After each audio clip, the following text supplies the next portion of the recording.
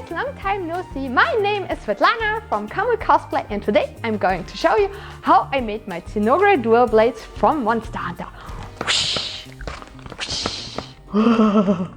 The first time I saw the Zinogre, I knew I had to make its armor set.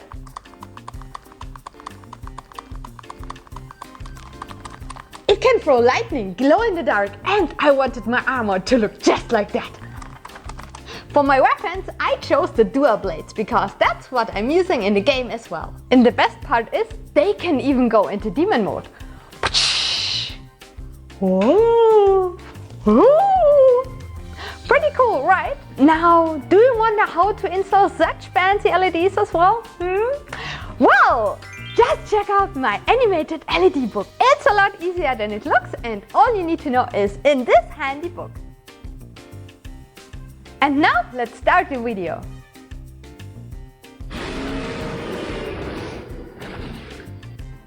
Here you can see the amazing screen resolution of the Nintendo 3DS. Just perfect to see all the details of my reference. Well, not really, but the drawing in the art book helped, and Benny also drew a nice blueprint for me.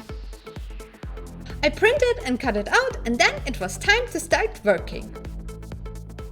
For the base, I used a PVC pipe that I cut to the right length. Next, I heated the piece up and deformed it for my hilt.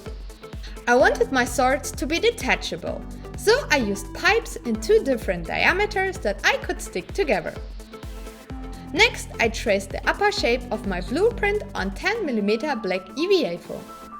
I cut all pieces out and hot glued them onto my PVC pipe. My pipe idea seemed to work so far. To make it thicker, I added more layers of EVA foam with contact cement. And then it was time for some carving. To soften the edges of the foam, I used my Dremel. Looked a lot better, right? Next, the electronics.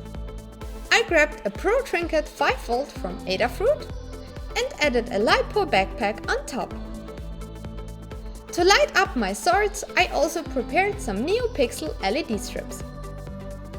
Now I added some contact glue to my foam base and attached the LED strips. I also placed 3 switches on top, which let me turn the lights on and off, but also switch between 4 different light modes. Afterwards, I connected everything to my trinket and added some insulation tape. Yay, looked like it worked. After that, I squished the whole circuit together with a LiPo battery into a hole inside the foam. Next, it was time for the blade.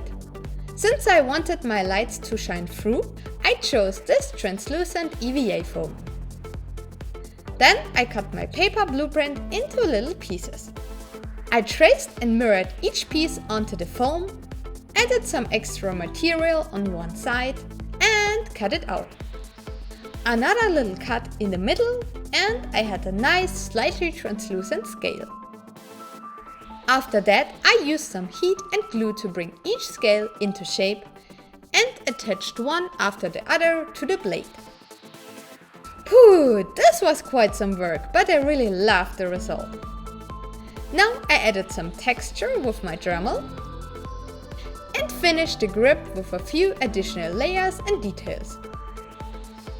To make my detaching mechanism stronger, I drilled a hole through the pipes, grabbed some small neodymium magnets and placed them into the holes. Some hot glue fixed them into place. Easy, right? For the back of the sword, I cut out a bunch of 3mm foam scales. Then each piece got heated up, squished together and glued onto the base. I grabbed my soldering iron and burned some more texture into the material. Then I covered my switches under more scales. And after this, the circuit was now completely hidden. Yay! Now I only had to wrap up the grip and add some last details. Last but not least, I also heat sealed the foam. So far so good.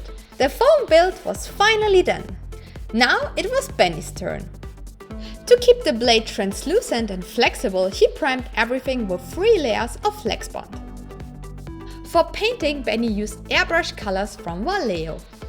First, he applied a light layer of ivory to the scales. After that, he added shades and even darker shades of brown on top.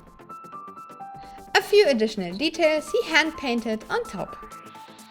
The next step was to add some masking tape to the scales, grab a blue color and airbrush the back of the blade. Following that, he added some highlights in a lighter shade of blue. Now he got rid of his tape and it looked good. Time to finish the grip. Benny painted it silver for the metal part and more bony looking at the fin. He added some shades here and some details there, and finally sealed both blades with a matte acrylic spray varnish. Next, I added some fur to one of the grips. The fabric was super nice white faux fur. I cut 2 pieces out, glued them on, and added a bit of shading with grey Copic markers.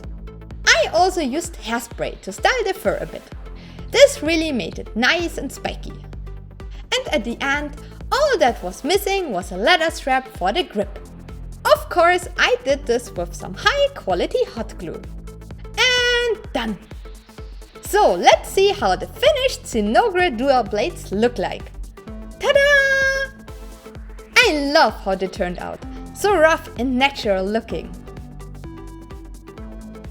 And the best thing is, they light up. I added a cool ice blue crawling effect for the ideal state and a red demon mode for being totally OP, just like in the game. Now let's put them to use and get some tasty corgi meat. Yum yum yum!